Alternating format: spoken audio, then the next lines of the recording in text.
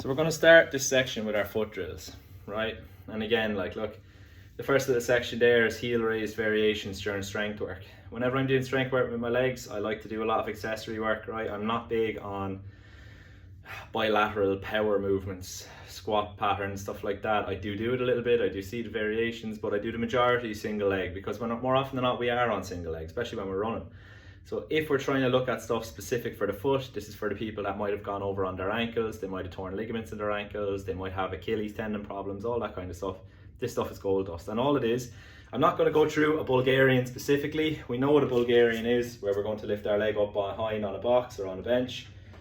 I'll just look at a normal split squat, right? So if we had, so I have a little plate on the floor here, right? All that's mean by heel raise variation is that we just have our heel floating off the edge of it. So if we are doing a bit of a split squat and we have dumbbells or kettlebells either side and we are descending down into that position, can we keep our heel off? And when we come up, we might be able to include a little bit of balance, like I said, up into a bit of calf work and down. It's just about being a little bit cuter with it. Rather than on a flat base, you're going to get the ankle and everything moving. There's going to be a lot of proprioceptive movements in it. Like that, single leg work, anything you can think of can be single leg.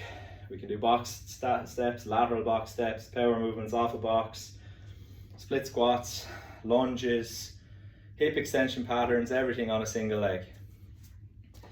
Pronation and a soleus bridge. So I'm going to go through these ones in detail, right? These are ones that I'm on about for ankle mobility because a lot of people do actually struggle with ankle mobility issues.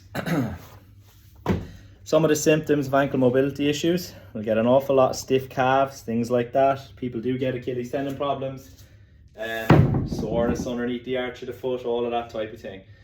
So I'm going to run through a half rep, full rep, and I'm going to do a rep with rotation, and then we're just going to look at the soleus bridge. So again, pronation is not hard. If I set up like this, right, I've got 1 foot forward, 1 foot back. I'm going to be in a position with baby toe on the floor. All pronation is that I am pronating that foot.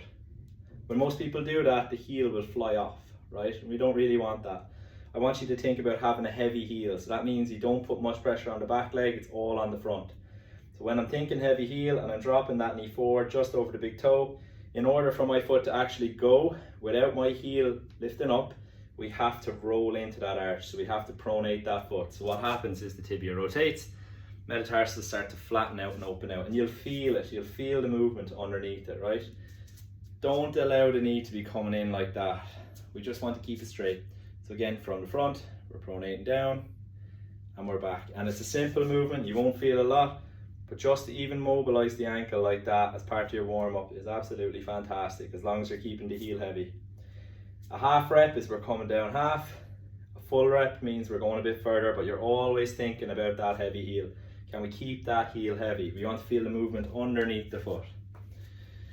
So we're looking at a full rep then with a bit of rotation. So again, exact same thing. We're coming down into our full rep like this. We're just going to rotate out, but we want to do it as one movement. Now what you'll notice, a bad rep of this, when we come down and we rotate out, my knee comes in. We don't want that. What we want is we want to rotate, keep that knee forward, and bring it back every time. Same again on the side view. So again, pronating and rotating, keeping that knee straight. Lovely things happening at the ankle, lovely things happening at the hip, lovely things happening at the knee. We're going to look at a soleus bridge and a hinge squat hinge. So soleus, fantastic, especially for recovering from a calf strain or something like this. Normal type of a bridge, we'd be lying on our back, and people would come up, getting the hips high like that.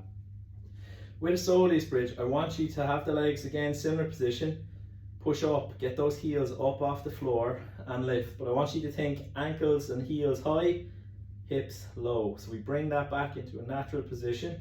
Our spine is relatively straight, we're in a nice tuck position with the pelvis, and we do little isometric holds. When we're starting to get good at it, we can start to progress it into little lifts, keeping the heels up the whole time. And when we get really good at that, we can bias a foam roller underneath our ankles again to give us an unstable position. Very good for ankle stability. Next one we'll look at is a hinge squat hinge.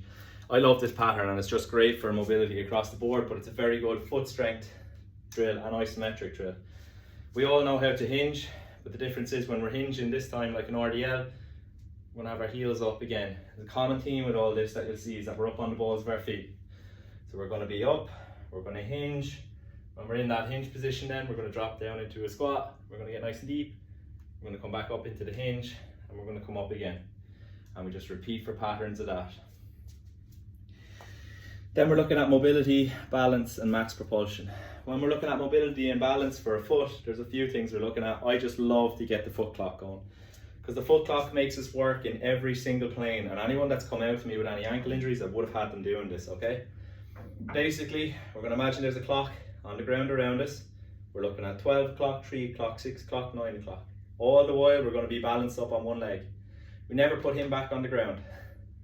When we ball forward, we bend the knee we're standing on just to initiate the movement. So we come forward and we tap back into the middle. Out to the side, we bend the knee, tap.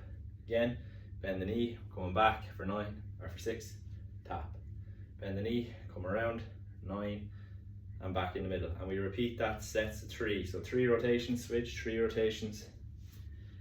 Floating heel, exact same thing, but this time we do it on a floating heel. So what you'll see, it's not rocket science, it's the same things repeated again and again. It's similar movements. This time we might be doing it with our heel floating off the edge of a belt or a plate.